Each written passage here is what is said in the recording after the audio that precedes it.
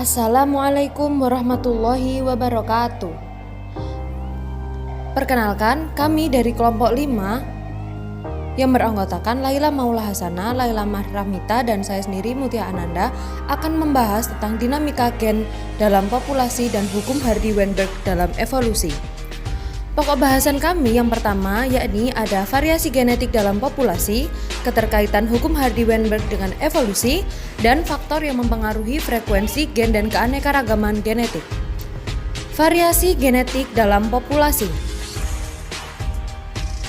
Variasi genetik, variabilitas atau keanekaragaman merupakan faktor yang penting dalam evolusi karena keanekaragaman makhluk hidup menunjukkan totalitas variasi gen, jenis, dan ekosistem yang dijumpai di suatu daerah. Evolusi biologis merupakan perubahan susunan genetik pada generasi yang berurutan, sehingga keseluruhan alel pada gen dalam suatu populasi disebut dengan gen pool populasi. Analisis variasi genetik populasi. Gen pool memiliki aliran gen yang dilakukan melalui proses interbreeding dan merupakan frekuensi alel. Aliran gen ini yang akan menentukan perubahan frekuensi alel yang berbeda. Dan pengukuran frekuensi ini menjadi penting, tepatnya frekuensi genotip dan fenotip merupakan hasil observasi pada populasi. Frekuensi genotip diperlukan untuk mengukur frekuensi alel, dan frekuensi fenotip dan genotip ditentukan berdasarkan hukum genetika Mendel.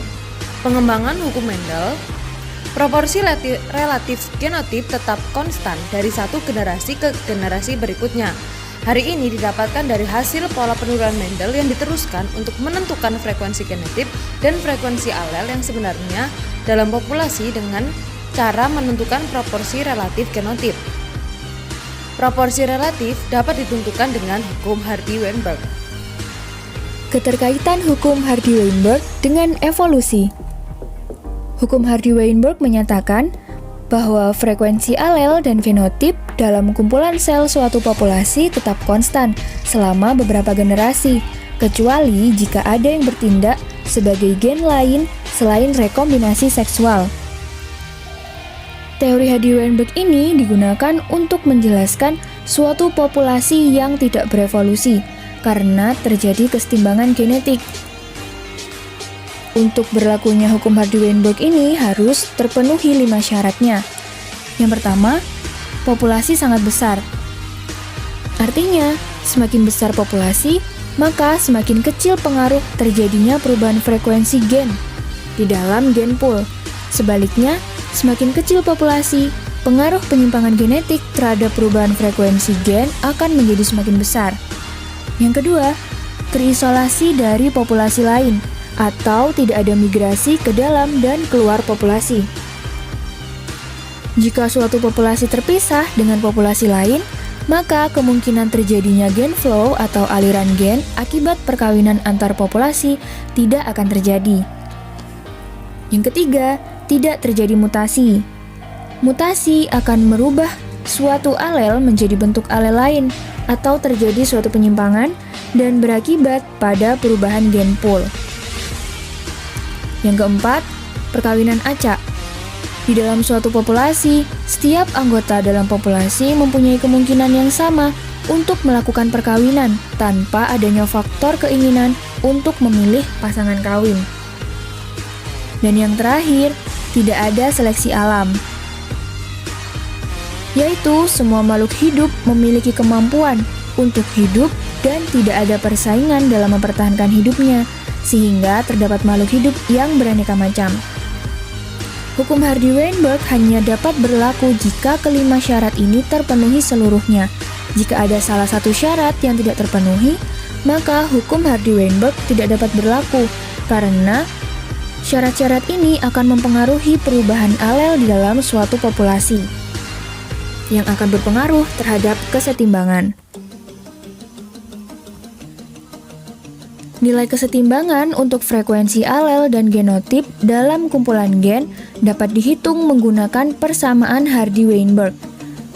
Contoh analisis sederhananya yaitu dalam suatu populasi yang hanya terdiri dari 2 alel saja. Persamaan pertama digunakan untuk mengukur frekuensi alel, di mana huruf P digunakan untuk menyatakan frekuensi alel dominan, dan huruf Q digunakan untuk menyatakan frekuensi alel resesif. Gabungan dari frekuensi semua alel harus menghasilkan 100%, sehingga diperoleh persamaan P ditambah Q sama dengan 1.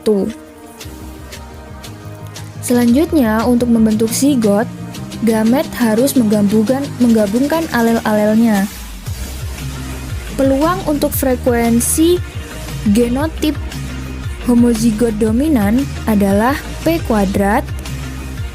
Peluang frekuensi genotip untuk heterozigot adalah 2pq, dan peluang frekuensi genotip untuk homozigot resesif adalah Q kuadrat, sehingga diperoleh persamaan P kuadrat ditambah 2pq ditambah Q kuadrat sama dengan 1. Konsep kesetimbangan dalam persamaan Hardy-Weinberg membantu untuk mengetahui suatu populasi tidak berevolusi.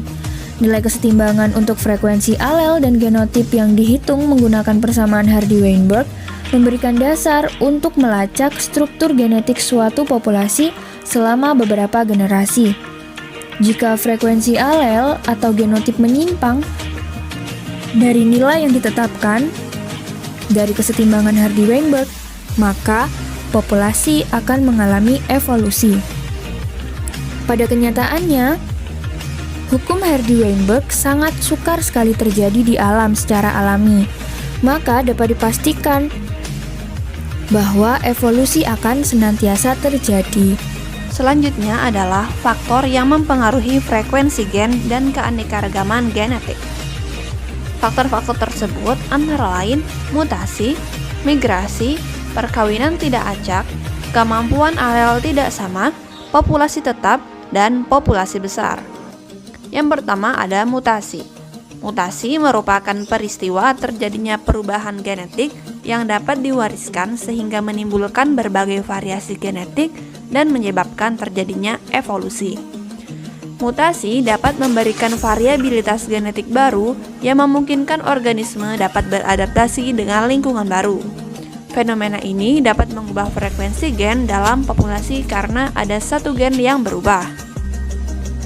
Kemudian ada migrasi. Migrasi merupakan perpindahan individu atau sekelompok individu dari suatu populasi ke populasi lain. Semakin kecil ukuran populasi asal, maka semakin besar perubahan frekuensi gen yang akan terjadi pada populasi tersebut. Migrasi akan menyebabkan terjadinya gen flow atau aliran gen dari populasi awal ke populasi barunya. Misalnya, pada daerah terisolasi di suatu pulau, migrasi spesies ditentukan oleh alel-alel yang dibawa ke daerah tersebut. Ketika individu yang bermigrasi mampu mengkolonisasi pulau dari kondisi tidak ada populasi menjadi populasi yang stabil, maka suatu alel yang pada populasi asalnya tidak memiliki frekuensi berarti dapat menjadi penting pada populasi kecil yang baru terbentuk. Peristiwa semacam ini disebut dengan genetic drift yang disebabkan oleh founder effect atau bottleneck effect. Kemudian ada perkawinan tidak acak. Perkawinan seringkali terjadi antara individu dalam populasi yang sama karena kesempatan bertemunya yang lebih besar. Perkawinan tidak acak terjadi karena inkompatibilitas, umur organ reproduksi tidak sama, adanya musim kawin, letak organ reproduksi menyulitkan terjadinya fertilisasi, dan adanya naluri memilih pasangan. Kemudian, kemampuan alel tidak sama. Kemampuan alel yang satu dengan yang lain memiliki tingkat lulus hidup berlainan. Nilai lulus hidup dinyatakan dalam perbandingan dengan alel normal. Nilai ini dapat berubah tergantung pada lingkungan. Kemudian, populasi tetap. Kondisi ketika suatu populasi homozigot untuk alel yang sama disebut dengan populasi tetap. Secara teoritis, populasi tetap tidak dapat terjadi karena faktor lingkungan yang terus-menerus berubah sepanjang tahun serta terjadi kelahiran dan kematian silih berganti. Yang terakhir, terdapat populasi besar. Populasi besar kemungkinan tidak dapat terjadi pada hewan yang mamalia. Namun, populasi besar dapat terjadi pada serangga dan mikroba. Populasi besar tentu memerlukan sumber daya yang besar, sebab semakin besar populasi organisme, maka semakin besar pula sumber makanan yang harus tersedia. Demikian presentasi yang dapat kami sampaikan. Terima kasih.